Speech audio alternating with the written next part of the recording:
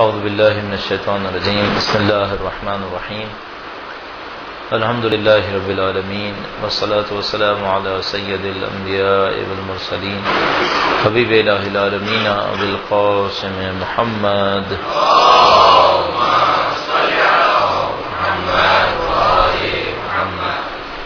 وعلى آلہ الطیبین الطاہرین سیما بقیۃ اللہ فی الارضین قال اللہ تعالی فی کتابہ الکریم بسم اللہ الرحمن الرحیم ونريد أن نمن على الذين استضعفوا في الأرض ونجعلهم أئمة ونجعلهم الوارثين. فردی کا درود بھیجے گا محمد وآل محمد پر.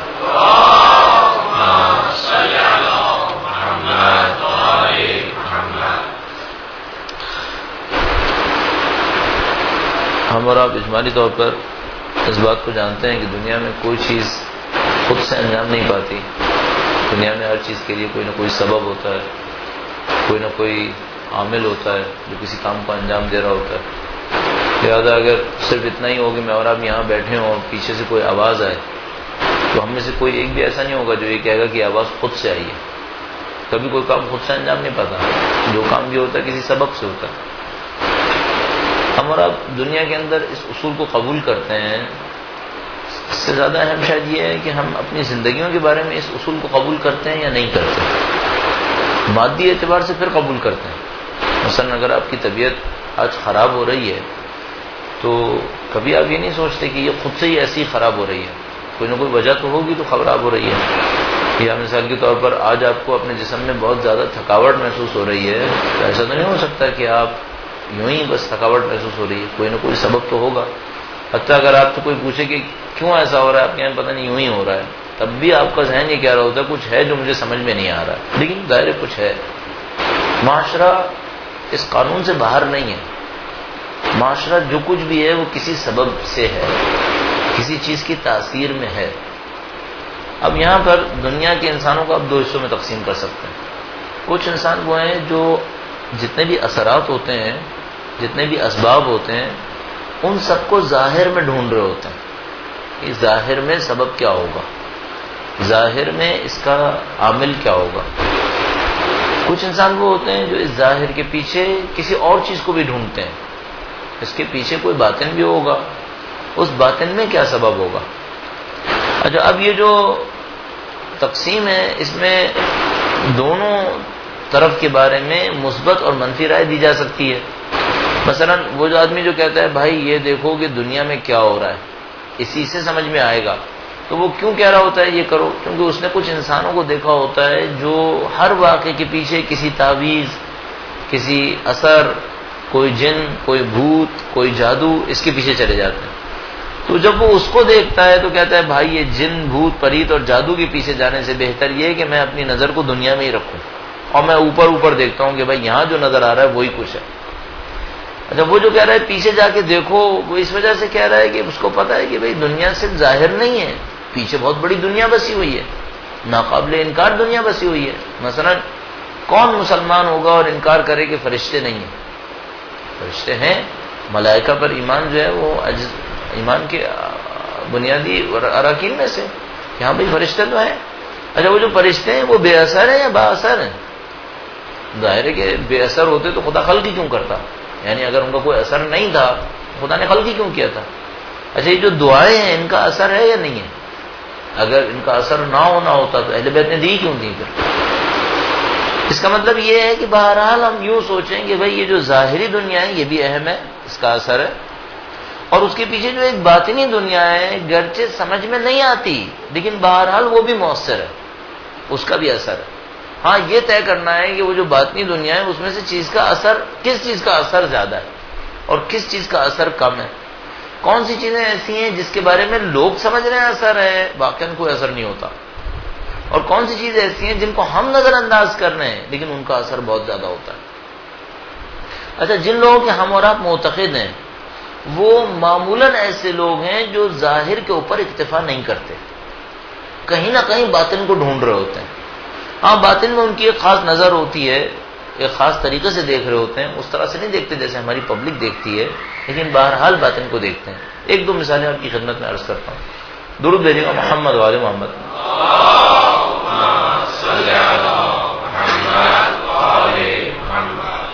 اس معاملے میں امام خمینی کی ذات ایک عجیب ہی ذات تھی.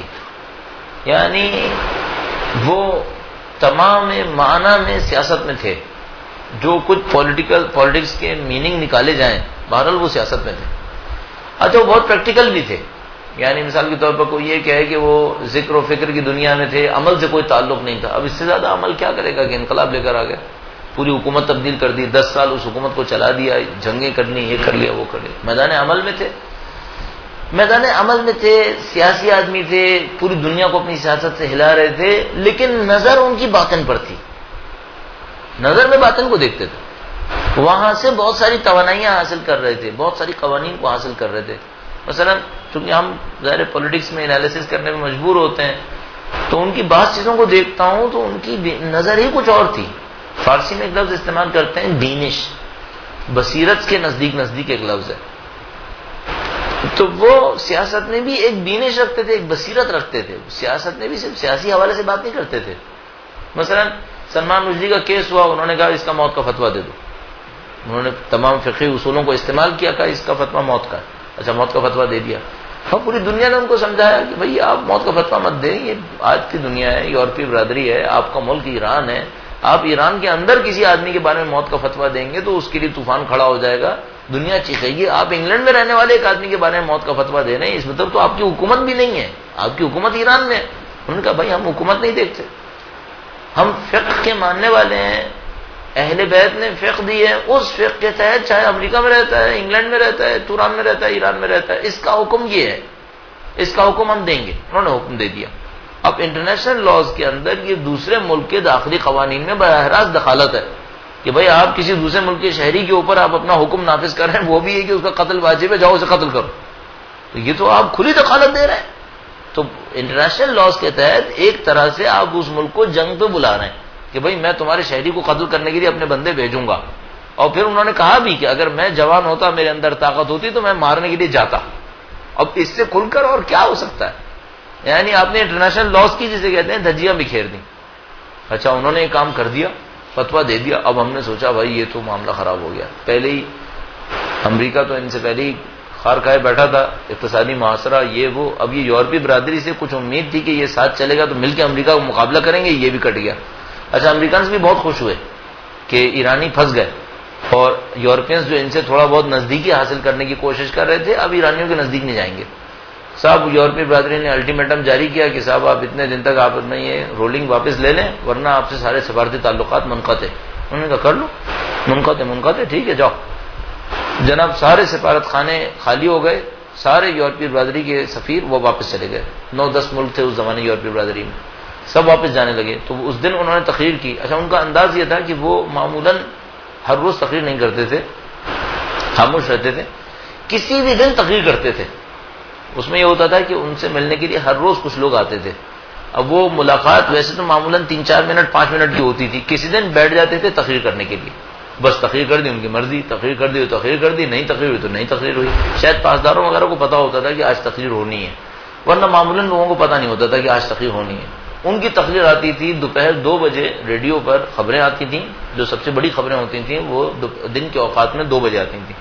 بس 2 بجے اعلان ہوتا تھا کہ بھئی آج جو ہے وہ ان کی تقریر آئے گی, جو خبروں کے بعد آئے گی. تو پھر صحیح سمجھ میں آتا تھا کہ ہاں بھئی آج کوئی معاملہ ہو گیا ہے اور آقا نے کچھ ارشاد فرما دیا. صاحب یورپی برادری کے جب سفراء صبح کو جا رہے تھے تو ریڈیو خبریں دے رہا تھا کہ وہ سب پیک کر کے جا رہے ہیں. تو لوگوں کو پتا تھا کہ آج آقا بولیں گے اس پر. وہ بولے, انہوں نے باتوں باتوں میں ایک جملہ کہا, مجھ جیسے آدمی کے لیے بہت تعجب کی بات تھی کہ یہ انٹرنیشنل ریلیشنز کو بھی اس سائے میں دیکھتے ہیں. کہا کہ ان لوگوں کے جانے کی پرواہ نہیں کرو, ان سب کو جانے دو, یہ سب لوگ شرمندہ ہو کر واپس آئیں گے. اس کے بعد انہوں نے فرمایا, کہنے گے کہ ہم نے رسول کی ناموس کا دفاع کیا ہے, خدا ہمارا ساتھ دے گا. اب آپ سوچ رہے ہیں انٹرنیشنل ریلیشنز میں وہ تہلکہ مچا رہے تھے, 9 ملک واپس جا رہے تھے. وہ قطعاً یہ نہیں دیکھ رہے تھے 9 ملک کی طاقت کتنی ہے, وہ صرف ایک بات دیکھ رہے تھے کہ رسول اللہ کی عزت کے اوپر کسی نے اہانت کی ہے, اور ہمارے اوپر واجب ہے کہ ہم رسول کی عزت کا دفاع کریں. ہم ان لوگوں کے ساتھ نہیں بیٹھیں گے جو رسول کو گالیاں دینے والوں کو پناہ دے رہے ہیں. ختم ہو گیا معاملہ. اور اگر ان کو برا لگتا ہے کہ ہم نے رسول کی ناموس کا دفاع کیا تو جائیں, ہم رسول کی ناموس کا دفاع کریں گے. اچھا یہ کیا وہ پیچھے کا منظر دیکھنے والی بات نہیں ہے؟ مادی دنیا سے نکل کر ماورائے مادہ دیکھنا نہیں ہے؟ 100% وہی ہے. مادی دنیا میں نہیں دیکھا انہوں نے کہ ان 9 ملکوں کی اقتصادی طاقت کتنی ہے، ان کی فوجی طاقت کتنی ہے، ان کو خوش کرنے کے لیے اگر ہم یوں کر لیں یوں کر لیں. انہوں نے کہا نہیں، ہم نے رسول اللہ کی عزت کا دفاع کیا. پوری کائنات اللہ کے رسول کی ہے. یہ پوری کائنات بھی اگر ہمارے خلاف ہو جائے کچھ نہیں ہو سکتا، ہم اپنے موقف پہ ڈٹے رہیں گے، آخر وقت تک ڈٹے رہے. آج تک فتویٰ تو باقی ہے، فتوے میں کوئی کمی نہیں آئی ہے، فتویٰ اپنی جگہ پر اسٹل ہے. یہ ایک انداز ہے دنیا کو دیکھنے کا، اور یہ انتہائی کامیاب انسانوں کا انداز ہے. جن کو میں اور آپ کامیاب کہتے ہیں ان کا انداز یہ ہے کہ وہ مادیات میں چیزوں کو تلاش نہیں کرتے، وہ معنویات کے اندر تلاش کر رہے ہوتے ہیں. مادیات کو وسائل سمجھتے ہیں اور مادیات کو اس کے اوپر حاکم سمجھتے ہیں. ایک دفعہ مثلا آپ کے ہاتھ میں 1 روپیہ کا نوٹ ہوتا ہے، 1000 روپے کا، 5000 روپے کا. ایک دفعہ آپ کے ہاتھ میں 5 کلو سونا ہوتا ہے. تو آپ ایک طرف سے نوٹ کو ہاتھ میں لیں، ایک طرف سے سونے کو ہاتھ میں لیں. یہ تو میں نے مالیت تبدیل کر دی. مثلا 5000 روپے کا نوٹ اور 5000 روپے ہی کا گولڈ، کون سا زیادہ اہم ہے؟ تو جو اکنامکس ذرا سا بھی سمجھنے والا ہے وہ جانتا ہے کہ گولڈ کی اہمیت زیادہ ہے. نوٹ کا تو کوئی بھروسہ نہیں، کبھی اس کی قیمت کچھ ہو جائے گی کبھی کچھ ہو جائے گی. گولڈ اسٹیبل ہے. یہ لوگ جانتے ہیں کہ یہ مادی دنیا یہ آگے پیچھے ہوتی رہتی ہے، اس کا کوئی بھروسہ نہیں ہے. اصل گولڈ کہیں اور ہے، وہ حاکم ہے، اس کی حکومت ہے. یہ تو سب محکوم ہے. اگر خدا کا حکم آ گیا تو نمرود اور اس کی طاقت حضرت ابراہیم کا بال بھی بیکار نہیں کر سکتی. اگر خدا کا حکم آ گیا وہ حاکم ہے. یہ سب محکوم ہے. نمرود، اس کا لشکر، اس کی بچھائی ہوئی آگ، اس کے آگے بندے کھڑے، پیچھے بندے کھڑے، فوج کھڑی، سب کچھ کھڑی ہے، لیکن اللہ کا حکم حاکم ہے. کاش ہم لوگوں کو یہ باتیں سمجھ میں آ جائیں کہ یہ جو زندگی ہم مادی زندگی دیکھ رہے ہیں، یہ مادی زندگی بہت چھوٹی ہے، اس کے پیچھے کچھ اور دنیا بسی ہوئی ہے، وہ حاکم ہے. بدقسمتی سے ہم اور آپ جب ایکٹیویٹی کر رہے ہوتے ہیں مادی دنیا کے، ظاہر ہم لوگ مانوی دنیا میں تو نہیں ایکٹیویٹی کریں گے، مادی دنیا میں ہی کریں گے. حضرت ابراہیم بالآخر مادی دنیا میں موجود چند بتوں کو توڑ رہے تھے. نبی اکرم مادی دنیا میں زندگی گزار رہے تھے.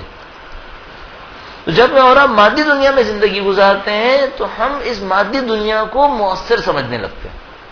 ہم سمجھتے ہیں اثر اس کا ہے. اچھا بدقسمتی اس وقت یہ ہوتی ہے کہ پھر یہ سمجھنے لگتے ہیں ہم ہی مؤثر ہیں، اثر ہمارا ہے.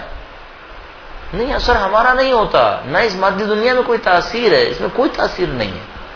تاثیر اسی پیچھے کی ہے. اور ہم اگر مؤثر نظر آ رہے ہیں تو شاید اس وجہ سے کہ ہمارا پیچھے سے کوئی تعلق جڑ گیا، اس وجہ سے ہم مؤثر نظر آ رہے ہیں، ورنہ ہماری بھی کوئی تاثیر نہیں ہے. کسی کی کوئی تاثیر نہیں ہے، نہ فرعون کی، نہ نمرود کی، نہ امریکہ کی، نہ اسرائیل کی، کسی کی کوئی تاثیر نہیں ہے. ہماری اور آپ کی بھی کوئی تاثیر نہیں ہے اگر پیچھے سے رابطہ نہ ہو، ہم بھی پھر بیکار ہیں.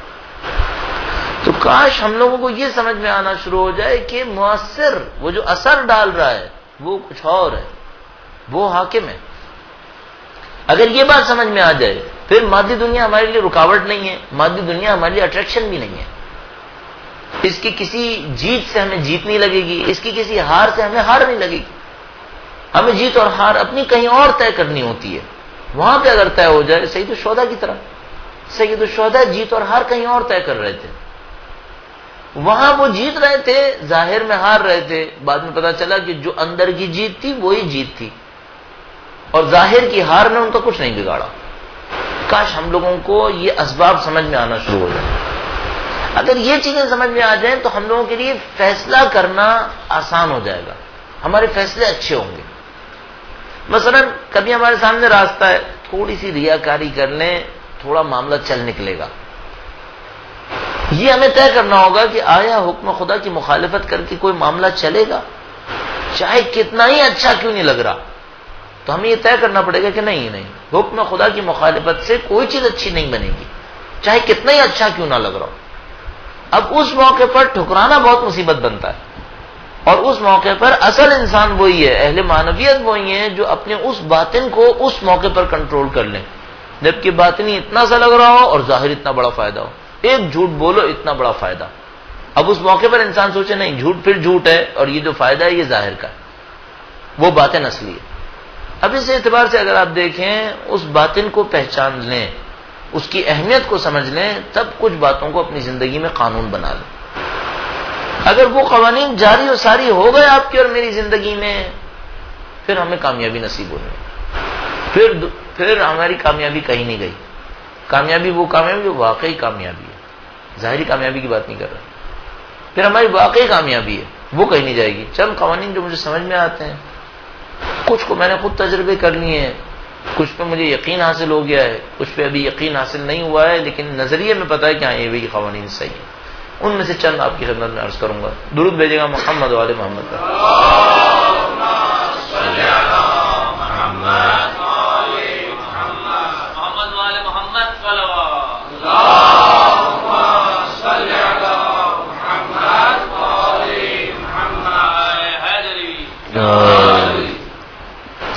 سب سے اہم قانون یہی ہے جس کا تذکرہ ابھی اجمالاً ہوا، اور اس کے اوپر مزید اصرار نہیں کریں گے، بس اس کو اجمالاً ہی سن لیجئے اور قانون کے طور پر ذہن میں بٹھا لیجئے. وہ یہ ہے کہ اگر دنیا کی بھی کسی چیز کو بچانے کے لیے آپ کے دل میں کوئی محبت اٹھ رہی ہے اور بچانے کا راستہ نافرمانی میں ڈھونڈ رہے ہیں، تو سمجھ لیں کہ دنیا کی محبت کا تقاضا بھی ہے کہ اس وقت آپ نافرمانی نہ کریں. مثال عرض کرتا ہوں. مثلا فرض کریں جناب علی مجھے اپنا بچہ بہت عزیز ہے، بچے کی محبت اس وقت یہ کہہ رہی ہے کہ ایک کوئی نافرمانی کر ڈالو، تو اس بچے کو اگر بچہ آپ کو عزیز ہے واقعا، آپ اس وقت نافرمانی خدا کی مت کریں. کیوں؟ آپ کی نافرمانی جو آپ کی دانے سے بچے کو خوش کرے گی، اصل میں اس کی زندگی اجاڑ دے گی. اس وقت دنیا کی خاطر بھی آپ نافرمانی مت کریں، دنیا کی خاطر بھی نافرمانی مت کریں. مثال فرض فرمائیے آپ کو کاروبار کرنا ہے، کاروبار کرنے میں آپ کا دل یہ کہتا ہے کہ بھائی میں کماؤں، کمانے کے لیے ایک موقع نظر آ رہا ہے خدا کی نافرمانی سے، تو ہم اس قانون کے تحت کہیں گے کہ بھائی اگر کمانا بھی چاہتے ہو تو نافرمانی نہیں کرو. کیوں؟ ابھی تمہیں لگ رہا ہے کہ نافرمانی کر کے کچھ کما لو گے، لیکن جو کچھ نافرمانی کر کے کماؤ گے وہ کبھی بھی تمہارے پاس نہیں رہے گا، یہ ہاتھ سے چلا جائے گا. تو اگر تمہیں چاہیے تب بھی نافرمانی مت کرو، تب بھی نافرمانی مت کرو، کیونکہ اگر یہ چاہیے اس کا راستہ بھی فرما برداری سے. مثلا کسی انسان کو دنیا میں شہرت چاہیے، شہرت کا کون سا راستہ اختیار کرے؟ دو راستے ہیں. اللہ کی فرما برداری کرے تو خدا مشہور کرے گا، نافرمانی کرے اور پھر شہرت حاصل کرنے کی کوشش کرے تو ہم کہیں گے اگر شہرت بھی چاہیے تب بھی اللہ کی فرما برداری کرو. کیوں؟ اصلی شہرت فرما برداری سے ہی ملنی ہے، نافرمانی سے کچھ نہیں ملنا ہے. تو پہلے تو اس قانون کو اپنے ذہن میں بٹھا لیں کہ آپ نے کوئی بھی ایکٹیویٹی کرنی ہے خدا کی نافرمانی نہیں کرنی. اگر آپ کو یہ ایکٹیویٹی بھی اچھی لگ رہی ہے، مثلا فرض کیجئے کوئی کہے بھائی مجھے اپنی تنظیم بہت اچھی لگتی ہے، تمہیں اگر تنظیم بھی اچھی لگ رہی ہے نا تو خدا کا واسطہ نافرمانی نہیں کرنا. کیوں؟ تمہاری تنظیم تباہ ہو جائے گی، نہیں بچے گی پھر. تو جو کچھ بھی اچھا لگتا ہے، اللہ خدا لگتا ہے اچھا لگتا ہے اس کی خاطر بھی، اور خدا کے علاوہ کوئی اور بھی چیز اچھی لگ رہی ہے تو اس کی خاطر بھی اللہ کی نافرمانی مت کرو. خدا کی نافرمانی سے جو کچھ بھی ملے گا ضائع ہو جائے گا، وہ نہیں بچے گا، وہ کام نہیں آئے گا، وہ کہیں نہ کہیں مجھے اور آپ کو مصیبت میں ڈالے گا. اب اس قانون کو میں ایک اور طرح سے عرض کرتا ہوں، اور وہ یہ ہے کہ جب بھی خدا کے حکم پر کوئی کمپرومائز کریں گے وہیں سے چوٹ لگے گی. جس چیز کو حاصل کرنے کے لیے نافرمانی کریں گے وہی چیز چوٹ مارے گی، وہی چیز عذاب ڈالے گی. بچے کو خوش کرنے کے لیے نافرمانی کی ہے، اب سمجھ لو یہ بچہ تمہیں ذلیل کرے گا، کیونکہ اس کو خوش کرنے کے لیے تم نے خدا کی نافرمانی کی ہے. دنیا حاصل کرنے کے لیے نافرمانی کی ہے، یہ دنیا ذلیل کرے گی، کیونکہ اس کو خوش کرنے کے لیے خدا سے نافرمانی کی ہے. جس چیز کو حاصل کرنے کے لیے خدا کے حکم پہ کمپرومائز کرو گے وہ چیز ذلیل کر دے گی، چاہے وہ عزت ہو، دولت ہو، طاقت ہو، شہرت ہو، کوئی مقام ہو، کوئی تنظیم ہو، کچھ بھی ہو.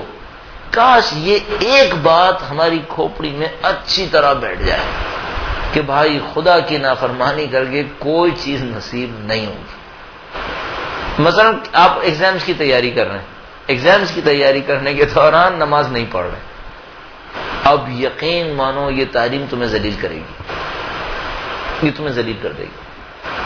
جس چیز کو خدا کے مقابلے میں لاؤ گے وہ ذلیل کرے گی.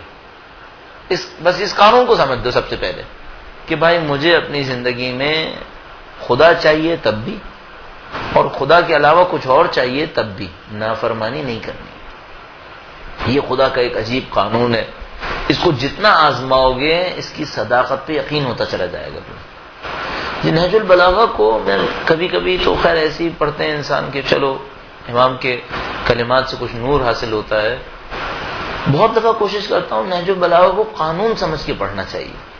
اس میں قوانین ہیں، امیر المومنین کا وہ وسیع تجربہ، امیر المومنین کا وہ علم لدنی، امیر المومنین کی وہ غیر معمولی بصیرت، یہ سب کا سب ہمیں قوانین دے رہی ہے نہج البلاغہ کے اندر. ان قوانین کو سمجھنے کی کوشش کرو. تو وہ جو قوانین ہوتے ہیں اگر وہ ہمیں سمجھ میں آ جائیں، وہ 2+2 4 کی طرح ہیں، نافذ، حاکم. فارسی میں ایک جملہ استعمال محاورتاً کہتے ہیں کہ مثلا کبھی ہوتا ہے نا، دروازہ فرش کے اوپر چل رہا ہوتا ہے، نیچے ایک درز سی ہوتی ہے، تھوڑی سی جگہ ہوتی ہے، وہاں سے کبھی ہوا آتی ہے، کبھی روشنی آ جاتی ہے. کبھی کیا ہوتا ہے، کوئی ایسا ہوتا ہے کہ بالکل چپکا ہوا ہوتا ہے، بالکل درز نہیں آتی، لیکن ایک لکڑی نیچے گھساڑی جا سکتی ہے. صحیح ہے. ایک دفعہ کہتے ہیں نہیں بھائی بالکل لگا ہوا ہے، بال بھی اندر نہیں جائے گا. صحیح. تو فارسی میں قانون کہتے ہیں کہ یہ ایسا لگا ہوا ہے کہ اس کے نیچے بال بھی نہیں گھسایا جا سکتا. یہ کچھ قوانین جو ہم لوگ، اگر آپ سمجھ پائیں نہج البلاغہ کے اندر، اگر نہج البلاغہ سے قانون سمجھ لیا تو نہج البلاغہ کے قوانین میں بال بھی نیچے نہیں جائے گا، سالڈ ہے، کچھ نہیں کھسکے گا اپنی جگہ سے. اگر کوئی ان قوانین کو سمجھ جائے تو اس کو زندگی کے راز پتہ چل جائیں گے. کامیابی کے راز کیا ہیں، ناکامی کے راز کیا ہیں، اور وہ اتنے لانگ لاسٹنگ ہیں کہ مثال کے طور پر یہ چھوٹی موٹی کامیابیاں نہیں، یہ سب بیکار ہو جائیں گی. پھر سمجھ میں آ جائے گا کہ بھائی یہ اصل میں چلنے کا راستہ یہ ہے. دولت چاہیے یہ راستہ ہے، دنیا چاہیے یہ راستہ ہے، آخرت چاہیے یہ راستہ ہے، خدا کی محبت چاہیے یہ ہے، بندوں کی محبت چاہیے یہ. اس طرح قوانین اس میں لکھے ہوئے. تو ان قوانین میں سے چلیں یہ پہلا قانون یہ ہو گیا کہ بھائی دنیا کی کسی بھی چیز کی خاطر اگر خدا کی نافرمانی کی، وہ چیز ذلیل کرے گی. یہ پہلا قانون ہوگا. درود بھیجیں محمد وعلی محمد.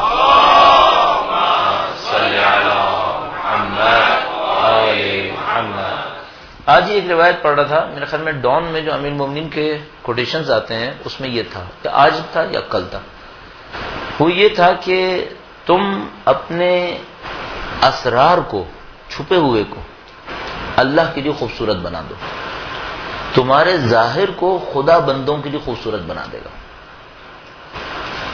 ہم لوگوں کے ظاہر میں کچھ ایسی چیزیں ہیں جن کو ہم لاکھ چھپانا چاہیں چھپا نہیں سکتے، میٹیریلی بھی اسپریچولی بھی. یعنی مثال کے طور پر میں اپنی اسپرٹ کے ساتھ، روح کے ساتھ آغا بہجت کے سامنے جاؤں اور ان میں وہ صلاحیت ہو کہ وہ جھانک سکتے ہوں، تو کیا میں چھپا سکتا ہوں کچھ؟ کیا میں اللہ کے فرشتوں سے چھپا سکتا ہوں کہ میں نے ابھی کیا جرم کیا؟ نہیں. میری روح کے اوپر ایسے نقش بنتے ہیں کسی بھی عمل سے، اچھا ہو یا برا، جو چھپائے جانے کے قابل ہیں ہی نہیں. مثلا قرآن کریم اس منظر کو کہ روح کے اوپر کچھ نقش لگ رہے ہوتے ہیں گناہ اور اعمال کے نتیجے میں، اچھے اعمال کے نتیجے میں، فرماتا ہے اعضائے جسمانی گواہی دیں گے. اچھا ہم لوگ اعضائے جسمانی گواہی سمجھتے ہیں کہ بس یہ ہاتھ بولنا شروع کر دے گا، تو اس میں لکھا ہے کہ وہ جو گواہی جس کے خلاف دیں گے تو وہ کہے گا کہ تم نے میرے خلاف گواہی کیوں دی، تمہیں کس نے بولنے کو کہا؟ تو اعضاء کہیں گے کہ اسی خدا نے بولنے کو کہا جس نے ہر چیز کو بولنے کو کہا ہے. ٹھیک ہے. اچھا یہ واقعی ہاتھ بول رہا ہوگا یعنی کہ نہیں؟ شاید اس ہاتھ کی شیپ ایسی ہوگی کہ ہر دیکھنے والا سمجھ جائے گا جرم کیا ہے. پورے جسم کے ساتھ، پوری روح کے ساتھ، برزخی جسم کہہ نہیں سکتے ہیں اس کو آپ، پورے برزخی جسم کے ساتھ کہانی یہی ہے. ہمارے سارے اچھے اور برے اعمال وہاں پرنٹ ہو رہے ہیں، اور وہ ایسے سالڈ پرنٹ ہیں کہ اس کو ڈائگنوز کرنے میں کوئی دشواری نہیں ہوگی کسی کو. آپ اور میں بھی جب برزخ میں کھڑے ہوں گے تو برابر والے کی باڈی پرنٹ کو دیکھ کر فوراً سمجھ جائیں گے یہ آدمی کیا ہے، اس میں کوئی دشواری نہیں ہے پھر. اچھا یہ چھپائے جانے کے قابل ہے کیا؟ کچھ چھپا سکتا ہے کیا؟ کہاں سے چھپا لے گا؟ ہم لوگوں کے مادی جسم کے ساتھ بھی ایسا ہی ہے، ہم لوگ میٹیریل باڈی کو بھی نہیں چھپا سکتے. لہذا مثلا ایک محاورے میں کہتے ہیں کہ چہرہ انسان کے اندرون کی چغلی کھاتا ہے. انسان کا جو چہرہ ہوتا ہے، فیس ریڈرز جو ہیں وہ بڑے ماہر ہوتے ہیں. یہ جب کلنٹن اس کیس میں پھنس گیا تھا، بل کلنٹن، وہ ایک کیا نام تھا، مونیکا، لیونسکی شاید. تو اس کے جب کیس میں پھنسا تو اس نے ٹیسٹیمنی دی, اس میں مسلسل جھوٹ بولے اس نے. بعد میں جو فیس ریڈرز تھے انہوں نے اس کے ان جھوٹوں کو, جو بعد میں پتہ چل گیا, اس نے خود اعتراف کر لیا کہ ہاں میں نے وہ جو کچھ بولا تھا وہ جھوٹ بولا تھا, انہوں نے اس کی فیس ریڈنگ میں اس بات کو جج کرنے کی کوشش کی کہ کوئی جب بول رہا ہوتا ہے جھوٹ تو اس کے چہرے پہ کہاں کہاں کی لکیروں سے پتہ چلتا ہے کہ یہ جھوٹ بول رہا ہے. تو فیس ریڈرز نے اس بل کلنٹن کے چہرے کی لکیروں کو ڈیفائن کیا. مثلا میں نہیں بتانا چاہ رہا کہ میں اس کا ماہر ہوں, قطعاً ماہر نہیں ہوں, لیکن مثلا اس گال کے ایک حصے پر کچھ لکیریں ہیں, یہ لکیریں شارپ ہو جاتی ہیں جب انسان جھوٹ بول رہا ہوتا ہے, اور فیس ریڈر کسی کے جھوٹ بولتے کے لمحے کو اگر اس کے چہرے کے اوپر دیکھے تو اس کے لکیروں کے شارپ ہوتے ہی سمجھ جائے گا کہ یہ بکواس کر رہا ہے, یہ جھوٹ بول رہا ہے. اچھا, جب انسان مکاری کر رہا ہوتا ہے تو اس کے کچھ مسلز ہیں یہاں پر جو موو کر رہے ہوتے ہیں, یہ چھپائے نہیں جا سکتے. کتنا بڑا مکار استاد کیوں نہ ہو, وہ اپنے فیس کو چھپا نہیں پائے گا. اب سوچو بل کلنٹن نہیں چھپا پایا. امریکہ کا صدر ہونا بہت بڑی مکاری کے بعد ہوتا ہے انسان, اتنا بڑا مکار نہیں چھپا پایا تو چھوٹے موٹے مکار کیا کر لیں گے یار. وہ نہیں چھپا سکا, اور اس کا فیس جو تھا وہ ڈسٹنگوش تھا کہ ہاں اس نے یہ آیا جھوٹ بولا, اس نے مکاری کی ہے, دیکھو اس کی ساری لکیریں بول رہی ہیں مکاری کر رہا ہے. ٹھیک, تو ہم لوگ اپنی باڈی کو نہیں چھپا سکتے, اسپرٹ کو چھپا سکتے. یہ باڈی جس کو ہم سمجھ رہے ہیں یہ ہمارے کنٹرول میں, ہم اس کو نہیں چھپا سکتے. یہ پوری ہماری باڈی لینگویج, ہمارا فیس ریڈنگ, یہ سب ہمیں بتا رہی ہوتی ہیں کہ یہ کہاں پر کھڑا. جب ہم اپنی باڈی کو نہیں چھپا سکتے تو ہم اسپرٹ کو کہاں چھپا سکتے ہیں. اچھا, نہ ہم باڈی کو چھپا سکتے ہیں نہ ہم اسپرٹ کو چھپا سکتے ہیں, تو ہماری باڈی اور اسپرٹ کا دوسرے کے دل پر اتنا اچھا اثر پڑے کہ وہ ہمیں پسند کرنے لگے, یہ ہمارے اختیار میں ہے. نہ میری باڈی میرے اختیار میں, نہ میری اسپرٹ میرے اختیار میں. اور یہ ہو کہ میری باڈی اور اسپرٹ کا دوسرے کے دل پر اثر پڑے کہ وہ مجھے پسند کرنے لگے, یہ کہاں سے پھر میرے اختیار میں آ جائے گا. اس کو مولانا نے ارشاد فرمایا راز یہ ہے تم اپنے اندرون کو, اپنے ضمیر کو اللہ کے لیے پاکیزہ کرو, اندر سے اپنے آپ کو خوبصورت کر لو خدا کے لیے. تمہاری نیتیں اچھی ہوں, تمہارے اہداف اچھے ہوں, تمہارے مقاصد اچھے ہوں, تمہارا سوچنا اچھا ہو, ان سب کو اللہ کے لیے اچھا کر لو. حسد نہیں دیکھنا چاہتا, تمہارے اندر کدورت نہیں دیکھنا چاہتا, بغض نہیں دیکھنا چاہتا, ان سب کو اندر سے صاف کرو. تم اندر سے صاف کرو, تمہاری ذات باہر سے کیسی نظر آئے, دلوں کو کیسے متاثر کرے, یہ خدا سنبھال لے گا. تم پرواہ نہ کرو. پھر تمہیں سوچنے کی ضرورت نہیں ہے. وہ جیسے ایڈورٹائزمنٹ کرنے کے لیے ایک آدمی کھڑا ہوتا کہتا ہے یہ ایڈ جب کوئی دیکھے گا تو اس کے اوپر کیا اثر پڑے گا. نہیں, تمہیں ایڈورٹائزمنٹ بورڈ بننے کی کوئی ضرورت نہیں ہے, وہ خدا سنبھال لے گا. میں ایک دن دیکھ رہا تھا آیت اللہ بہلول کو, جب ایک دفعہ 98-99 میں کراچی تشریف لائے تھے. میرے خیال میں ٹوٹل جو ان کی باڈی کا ویٹ ہوگا, میں نے 40 کلو کا ایک جوان دیکھا ہے, وہ بھی نہیں تھے. ٹھیک ہے, تو ان کا وزن میرا اپنا یہ خیال ہے کہ 35-40 کے اندر کہیں رہا ہوگا, میرا اپنا یہ خیال ہے. یعنی اگر ان کو موسم سرما کی ابا پہنائی جاتی تو شاید ابا بھاری پڑ جاتی, شاید وہ اٹھا ہی نہ پاتے اسے. اتنے نحیف, اتنے کمزور. اچھا, میں نزدیک بیٹھا تھا تو ان کے چہرے کو دیکھ رہا تھا, تو میں دیکھ رہا تھا یار چہرے میں کوئی خوبصورتی نہیں ہے, مطلقاً کوئی خوبصورتی نہیں ہے.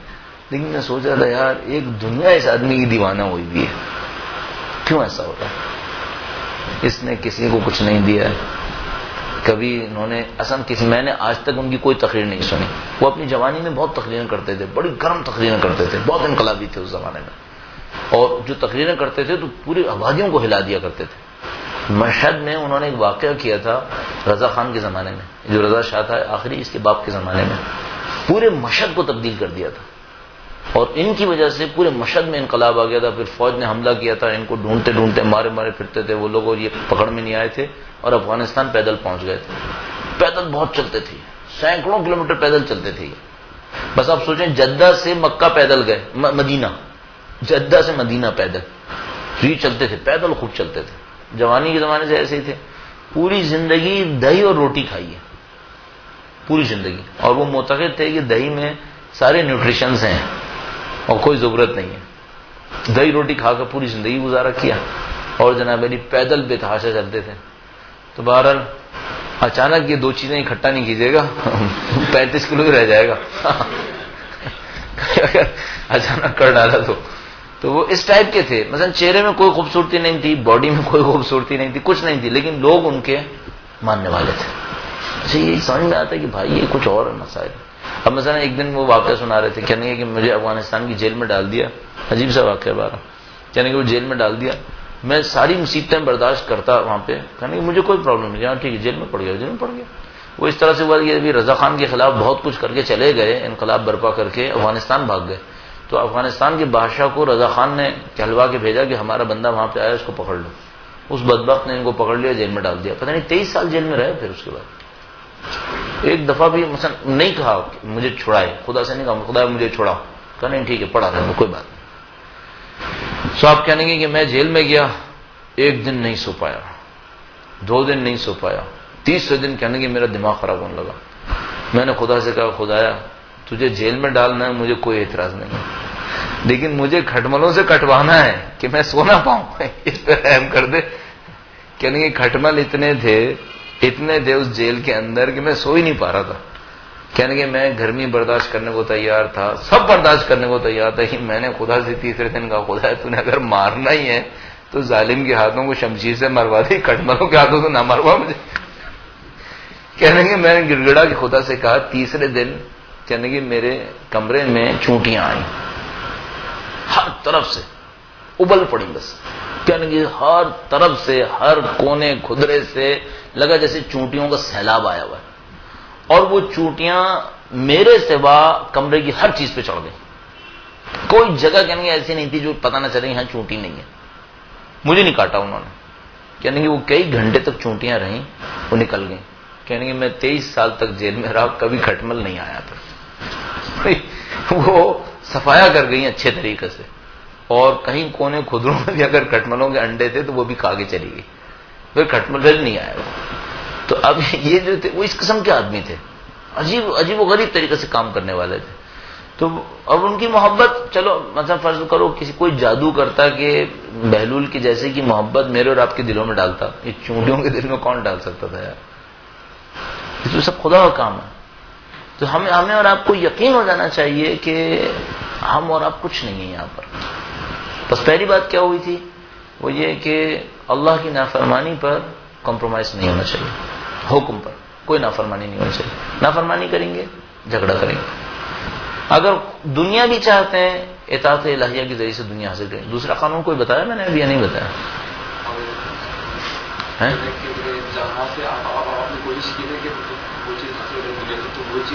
ہاں وہی چیز وہیں سے آپ کو نقصان پہنچا دے گی.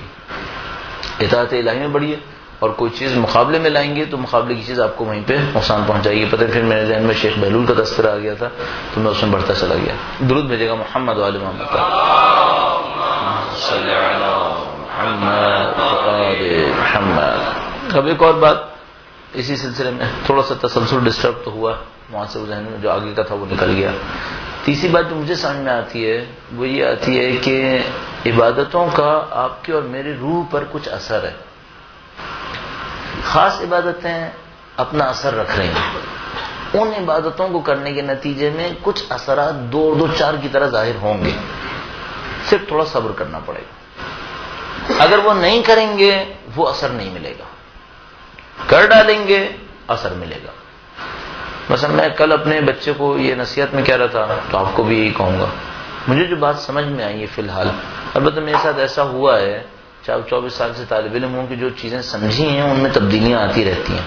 یہ بات بھی ہوئی ہے کہ پہلے کچھ سمجھتا تھا, پھر کچھ اور سمجھتا رہا, پھر کچھ اور سمجھتا رہا. لیکن یوں سمجھ میں آ رہا ہے کہ ابھی کافی وقت سے ایک چیز سمجھ میں آ رہی ہے. ٹھیک ہے, وہی 2 باتیں یہ سمجھ میں آ رہی ہیں کہ زندگی میں روزانہ پڑھنے میں, روزانہ کام کرنے میں زیارت عاشورہ اور غفیلہ, ان 2 کا کوئی غیر معمولی اثر ہے. زیارت عاشورہ کا اور نماز غفیلہ کا, ان 2 کا کوئی غیر معمولی اثر ہے. ویسے تو اثرات بہت ساری چیزوں کے ہیں, پتہ نہیں کن کن چیزوں کے ہیں, لیکن یہ وہ چیزیں جو میں دیکھ رہا ہوں تجربے سے کہ ان 2 کا کوئی غیر معمولی اثر ہے. چلے میں آپ کو ایسے ہی عرض کرتا چلوں. اچھا, اس معاملے میں غفیلہ اور عاشورہ کے علاوہ کچھ اور بھی تھا, مجھے سمجھ میں نہیں آیا. ایک آدمی یہاں پر کہیں ہوا کرتا تھا, پتہ نہیں اس علاقے میں رہتا تھا یا کہیں اور رہتا تھا، مجھے یہاں ملا تھا سولجر بازار کے اطراف میں کہیں. تو ایک دن مجھے ملا. اس زمانے میں زیارت عاشورہ اور غفلہ روزانہ نہیں پڑھ رہا تھا. مجھے نہیں معلوم اس نے کس چکر میں یہ بات کی، مجھے سمجھ میں نہیں آئی آج تک. البتہ شاید ایک اور چیز سمجھ میں آتی ہے شاید اس کی وجہ سے. مجھے اس نے دیکھا کہ مولانا صاحب آپ کا کام سالڈ ہے. میں نے کہا اچھا، بہت اچھا بھائی، سالڈ ہے. کیا ہوا؟ کہنا میں نے کہا ہاں ٹھیک ہے اچھا ہے الحمدللہ. کہنے لگا نہیں آپ کا کام بہت مضبوط ہے ماشاء اللہ.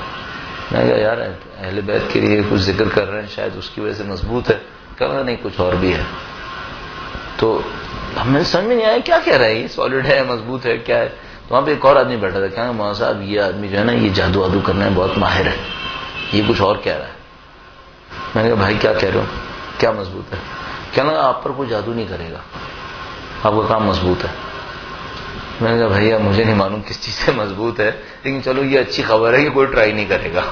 ٹھیک ہے جان چھوٹی. بہرحال اچھا اس زمانے میں زیارت عاشورہ اور غفلہ نہیں پڑھ رہا تھا. اچھا پھر کہاں سے مضبوط ہوگا یہ مجھے نہیں معلوم کس چیز سے مضبوط ہوگا، یا قم کا مضبوط ہے یا یہ ہے. پھر شاید میں نے اس کو کہا بھی دیا میں قم میں تھا یہ تھا وہ تھا. کہ میں نے کچھ اور معاملہ ہے.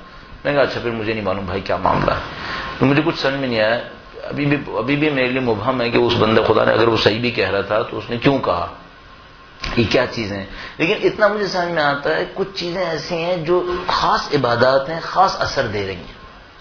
ہمیں اپنے تجربے سے کچھ نہ کچھ یہ سمجھنا پڑے گا کہ یہ جو دنیا بسی ہوئی ہے عبادات کی دنیا، یہ دنیا کیا اثر چھوڑ رہی ہے.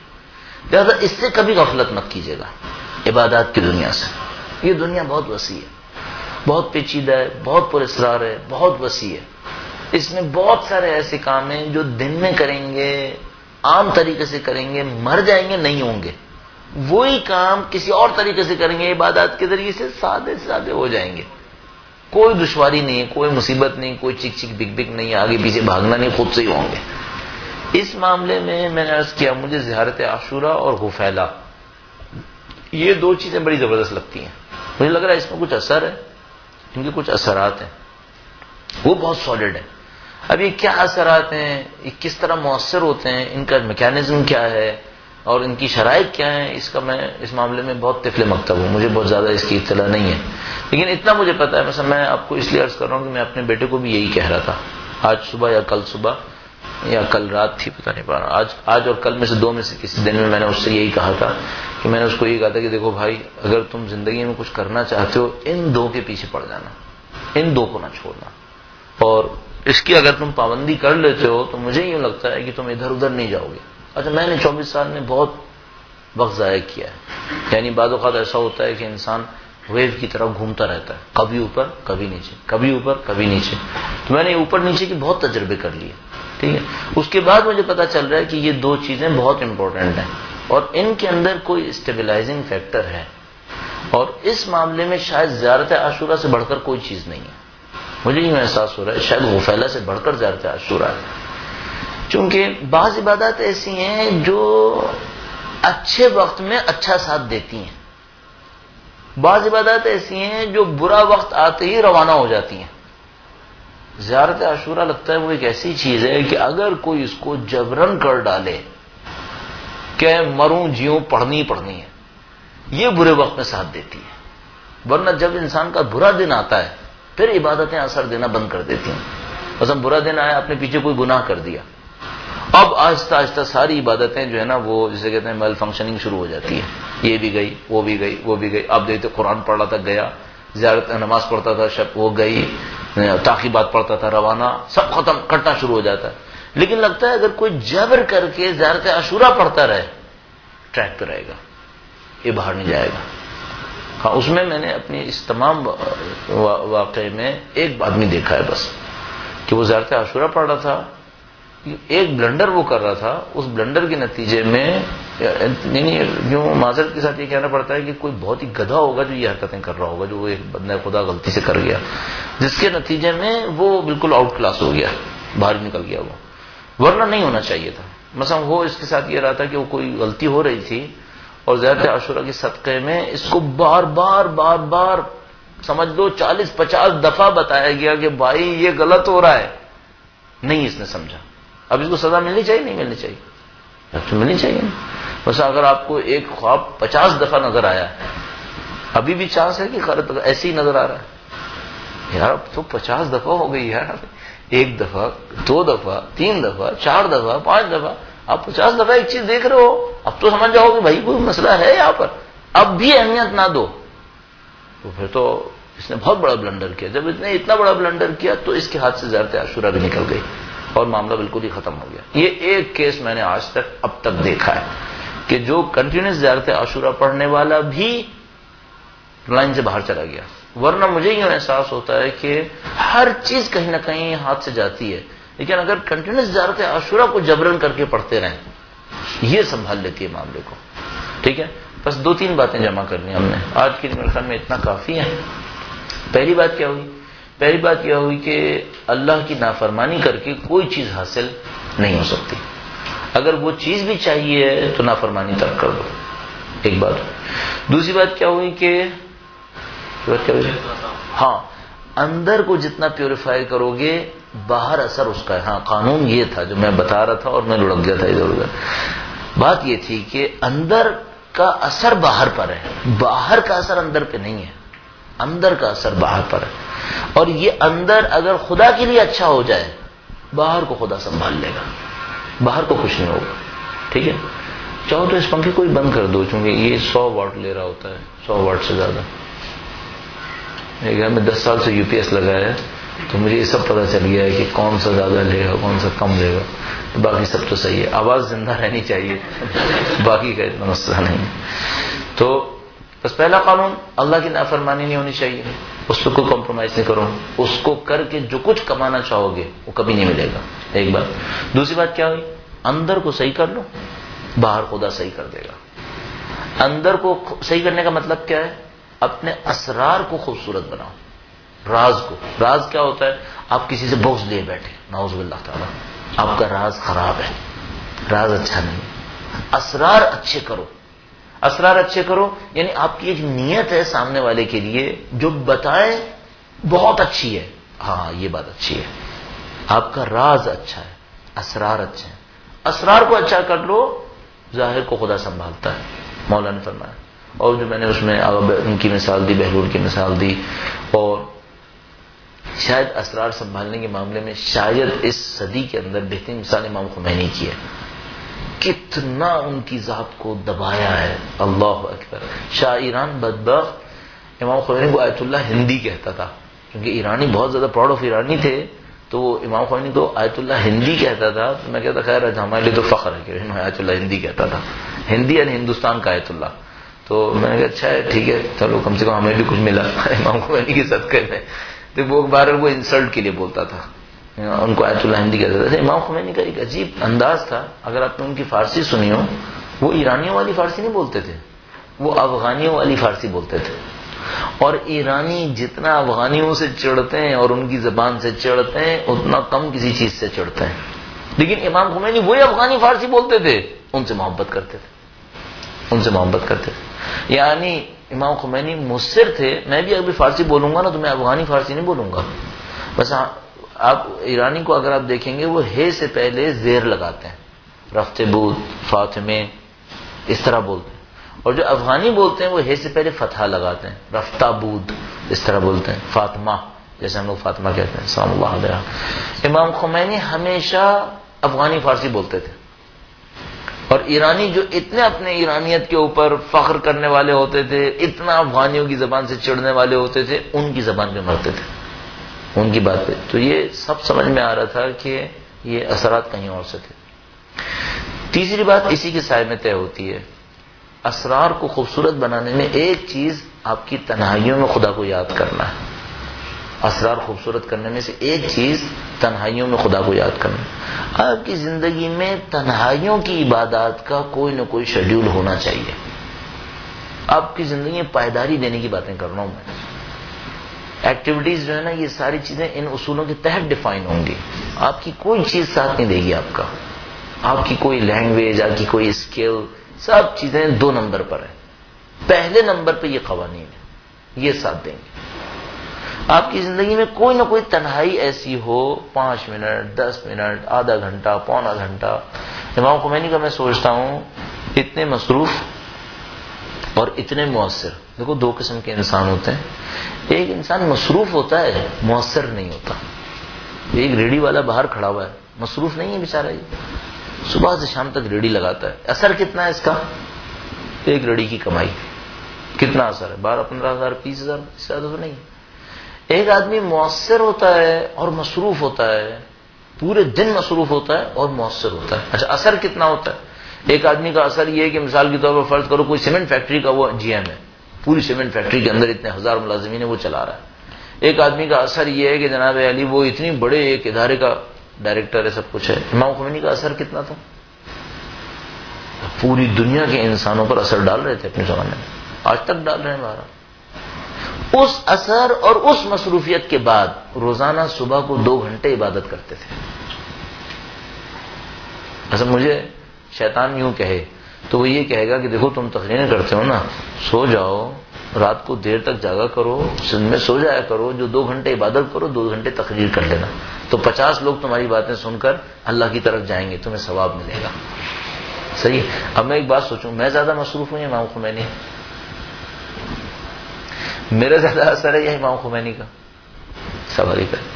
پھر وہ کتنی دیر سب عبادت کر رہے ہیں؟ 2 گھنٹے.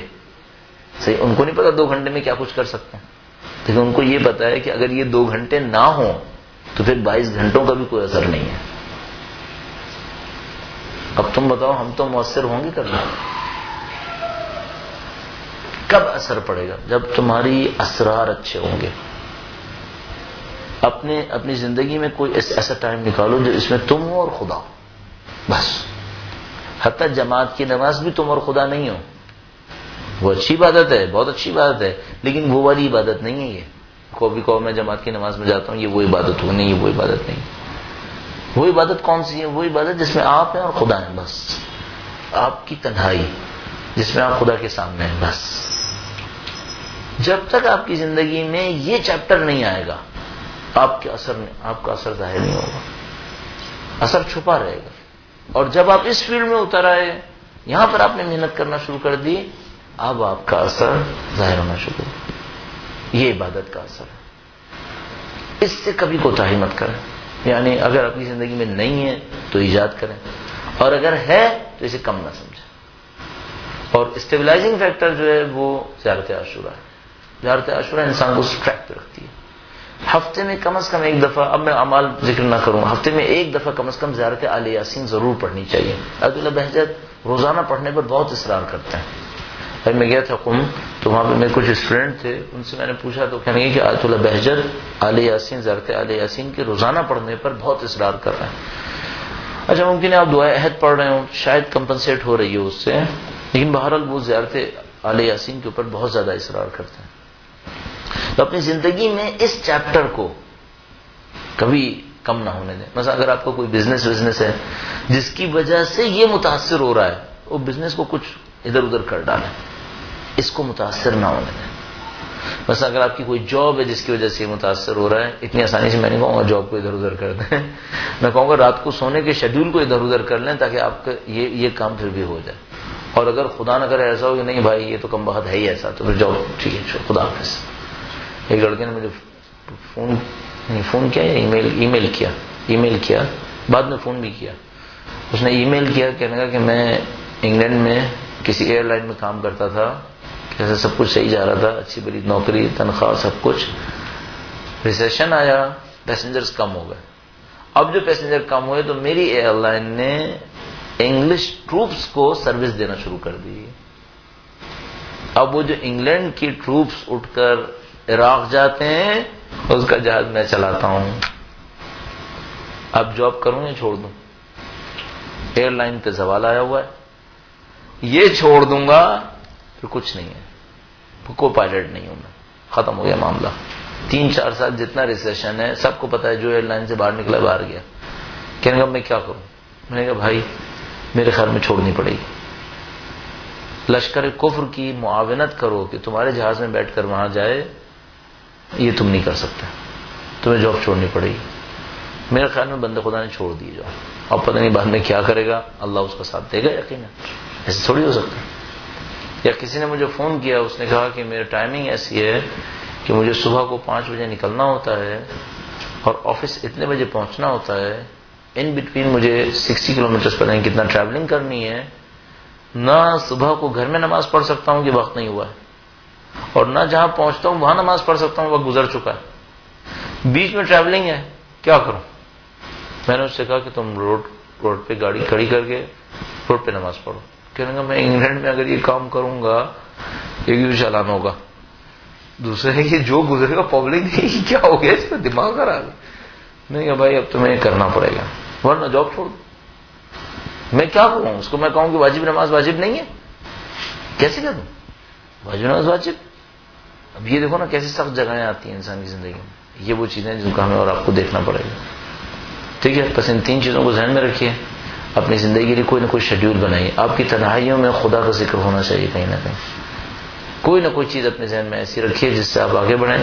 زیارت عاشورہ کے لیے ضروری نہیں ہے سارے اعمال عاشورہ اکٹھے کرنا شروع کر دیں، نہیں، زیارت عاشورہ کو جو نیٹ زیارت عاشورہ ہے، چاہے ایک دفعہ جملہ بولیں تو 10 منٹ میں ختم ہو جاتی ہے، وہاں سے اسٹارٹ لیں، لیکن کریں ضرور، کیونکہ مجھے یوں لگا ہے کہ اس سے انسان کی بچت ہے، اس سے انسان کی بہت بچت ہے، اور احترام کے ساتھ کریں، عزت وقار کے ساتھ کریں۔